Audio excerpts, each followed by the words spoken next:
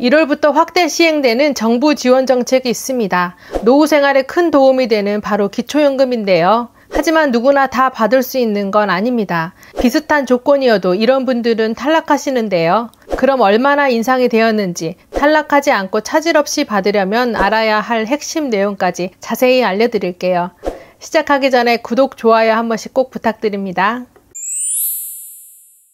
안녕하세요. 시녀들이 우대받는 세상 시녀우대TV의 시우쌤입니다. 보건복지부에서 2025년 기초연금 선정기준액을 발표했습니다. 선정기준액이란 기초연금 수급자를 결정하는 기준이 되는 금액인데요. 단독가구는 전년도 대비 7%가 올랐고 금액으로는 15만원 오른 월 228만원이고요. 부부가구도 7%가 올랐고 24만원 많은 364만 8천원으로 결정되었습니다. 이 선정 기준액 이하로 소득 인정액이 되어야 받으시는데요. 이 기준은 2025년 1월 1일부터 12월 31일까지 적용됩니다. 소득 인정액이란 노인 가구의 근로소득, 사업소득, 연금소득 등 이런 소득과 일반 재산, 금융재산, 부채 등을 소득으로 환산한 금액을 말하는데요. 2025년 기초연금 수급액은 작년 소비자 물가 변동률 2.3%를 반영하여 단독가구는 7,700원 오른 34만 2,510원을 받을 수 있고요. 부부가구는 12,320원 오른 54만 8천원을 받게 되십니다. 신청 서류는 신분증과 통장 사본이 필요하고 임대소득이 있으시다면 확정일자를 받은 임대차 계약서, 무료 임차로 거주하는 경우에는 사용대차 확인서, 사실혼 또는 사실이혼 관계 확인서가 필요합니다. 또한 부부가구의 경우 배우자가 금융정보 등 제공 동의서에 서명하셔야 신청할 수 있는데요. 배우자의 동의가 필요한 이유는 기초연금은 부부의 모든 소득과 재산 그리고 부채까지 소득 인정액에 모두 반영되기 때문입니다. 기초연금 신청 대상은 올해 기준 65세 이상이신 분들이고요. 새롭게 신청하시는 분은 65세가 되는 생일이 속한 달 한 달 전부터 신청이 가능합니다. 예를 들어 내가 1960년 3월 25일이 생일이라면 전달인 2월 1일부터 신청이 가능하고요. 3월분부터 기초연금을 내 통장으로 지급받게 됩니다. 기초연금 선정 기준액은 65세 이상인 분들 중 기초연금 수급자가 70% 수준이 되도록 설정하고 있고요.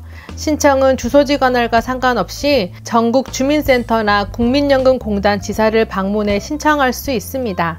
인터넷 복지로 사이트에서도 신청이 가능한데요. 몸이 불편한 분은 국민연금공단 지사에 찾아뵙는 서비스를 요청하면 직접 집으로 찾아와 기초연금 신청서를 접수할 수 있습니다.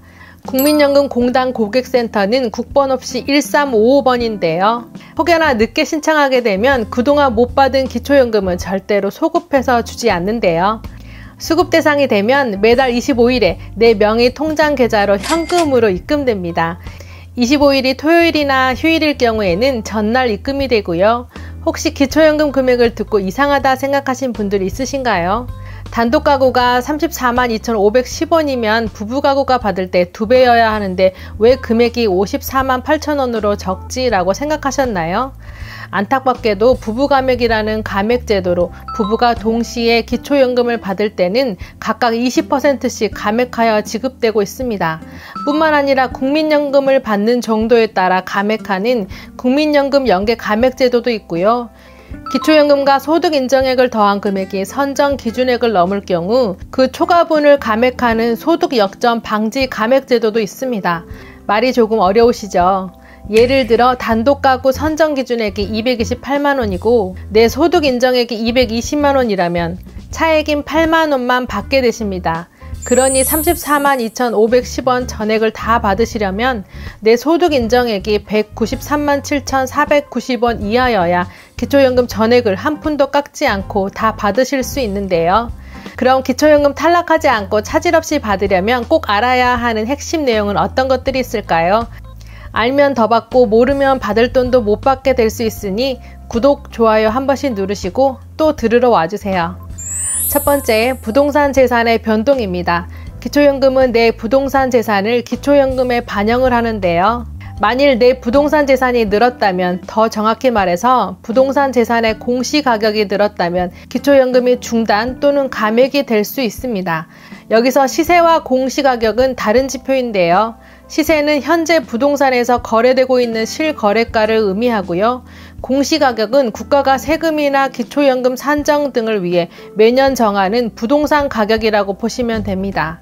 정부가 발표한 2024년 부동산 공시가격 퍼센트는 토지는 65.4%, 단독가구는 53.4%, 공동주택, 즉 아파트는 68.9%인데요. 예를 들어 만약 내 아파트 시세가 10억이라면 공시가격은 68.9%이니 6억 8,900만 원이 기초연금에 반영이 됩니다. 2024년 공동주택 공시가격이 전년 대비 평균 1.52% 상승했는데요. 이렇게 상승한 2024년 공시가격은 2025년 4월부터 기초연금에 반영됩니다.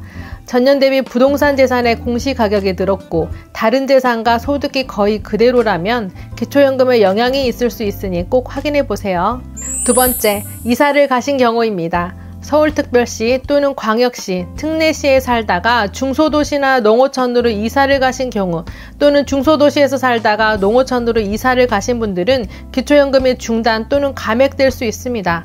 이유는 기초연금의 재산 반영을 계산할 때 지역별로 기본재산 공제액이 다르기 때문인데요. 이 기본재산 공제액은 서울특별시와 광역시, 특례시의 경우 1억 3,500만 원을 공제해주지만 중소도시는 8,500만 원을 공제해주고요.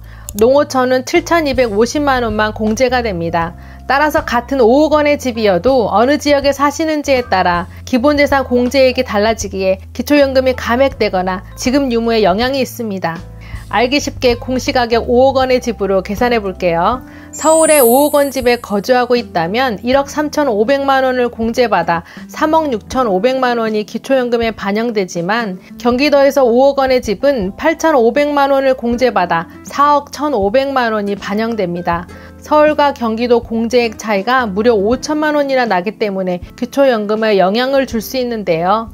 또한 서울시에 있는 집을 팔고 중소도시의 저렴한 집으로 이사를 가는 경우 금융재산의 증가, 이거 정말 주의하셔야 하는데요. 그래서 세 번째는 금융재산의 증가입니다. 일부러 살고 있는 집을 줄여 이사를 가시면서 그 차액을 나중에 생활비로도 좀 쓰고 얼마는 자식들한테 나눠줘야겠다 계획하신 분들 있으신가요? 그러면 부모는 재산이 줄었기에 기초연금을 받을 수 있겠지 생각하셨다면 안타깝게도 탈락하실 수 있습니다. 은행의 예적금, 연금저축, 주식, 보험금, 채권 등 모든 금융재산의 합이 증가가 되면 기초연금이 감액 또는 중단될 수 있는데요.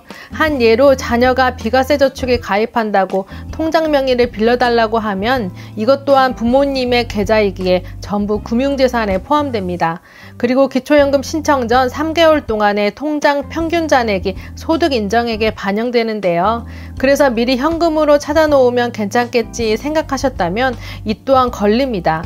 2011년 7월 1일 이후부터 고의적으로 재산 축소를 고려한 규정을 만들어 처분한 재산이나 금융거래 내역 등을 모두 미리 파악하고 있는데요.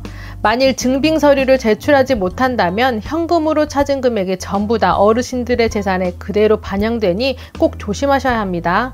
여기서 하나 더, 금융재산의 증가를 숨기기 위해 급하게 자녀에게 현금을 증여하시는 분들이 계시는데 절대 그러시면 안 됩니다. 네 번째, 사전 증여입니다. 고의적인 소득과 재산의 축소를 통해 기초연금을 부정수급하는 것을 방지하기 위해 정부에서 다 알 수 있게 미리 손을 써놨다고 했잖아요. 때문에 내가 급하게 자녀에게 현금을 증여하더라도 오랜 기간 내 자산으로 잡아두는 기타 증여재산 제도로 인해 내 늘어난 재산을 숨길 수가 없습니다.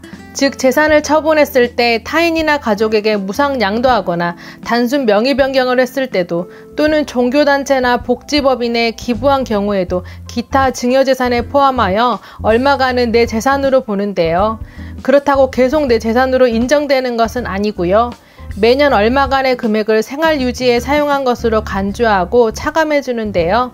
2024년 기준 단독가구는 월 235만원씩, 부부가구는 월 286만원씩 증여금액에서 차감해 줍니다. 그래서 1억 원을 자식에게 사전 증여했다면 3년 정도 지나야 부모의 재산에서 1억 원이 완전히 없어지게 되는데요.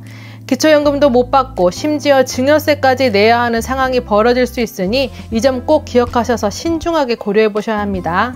다섯 번째, 고급 자동차 보유 여부입니다.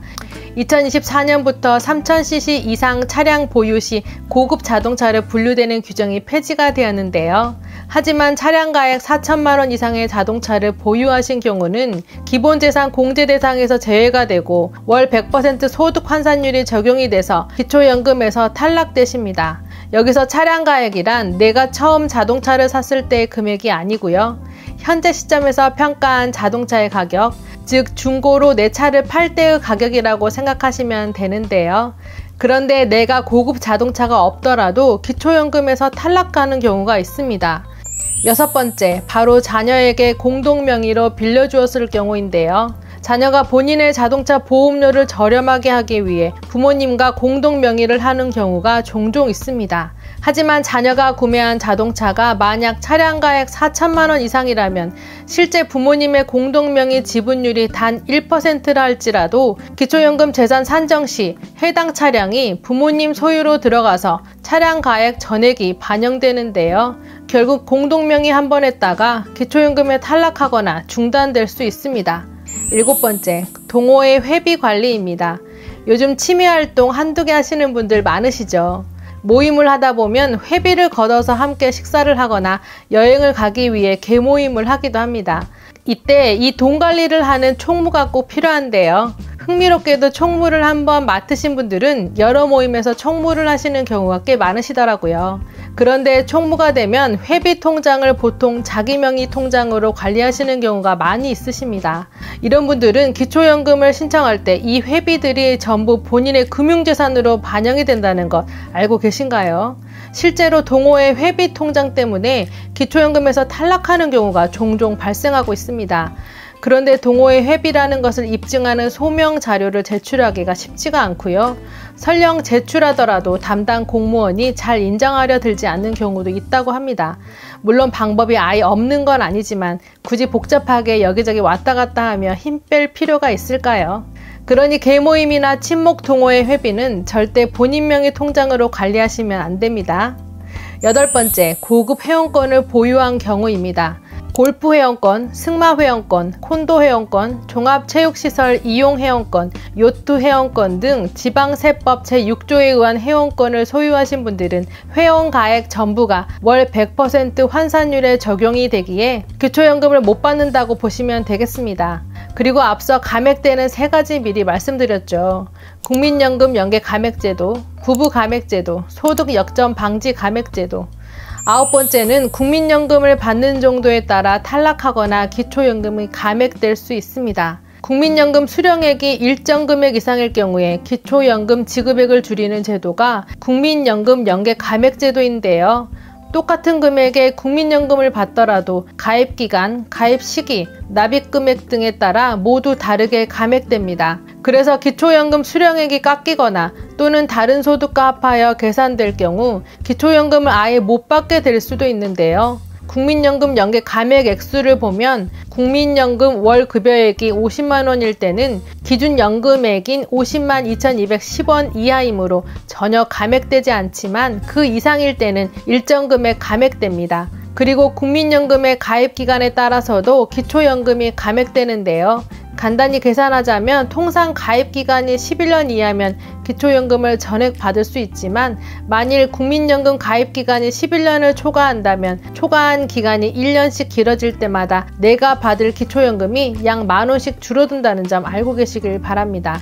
국민연금 연계 감액제도에 대한 논란이 많은데요. 왜냐하면 기초연금은 국민이 낸 세금으로 지급하는 무상복지고 국민연금은 연금보험료를 본인이 직접 납부해서 지급받는 것인데 왜 재원과 성격이 다른 두 연금을 관련시켜서 받을 돈을 못 받게 하느냐는 겁니다.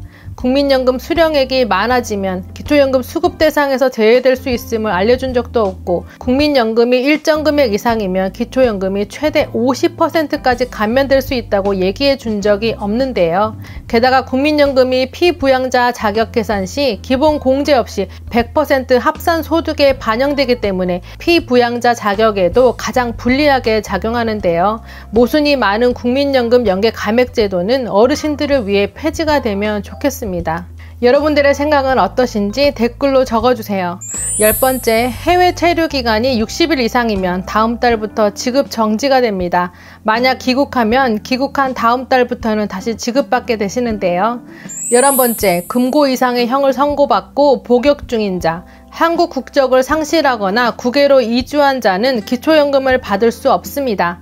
마지막으로 꼭 주의할 점은 지레짐작으로 신청을 포기하지 마세요. 기초연금은 내 근로소득과 금융소득, 재산과 부채까지 모두 적용한 소득 인정액을 계산해야 합니다. 이 계산법이 워낙 복잡하여 실제로 신청 후에나 수급 여부와 감액 여부를 알 수 있는데요. 주민센터 직원에게 구두로 전달한 조건으로는 정확한 판단이 어렵습니다. 저에게도 질문하시는데 그것만 듣고는 저도 정확히 알 수가 없습니다. 그러니 꼭 매년 신청해 보시길 강조합니다. 오늘 알려드린 내용이 유용하셨다면 구독, 좋아요 꼭 부탁드립니다.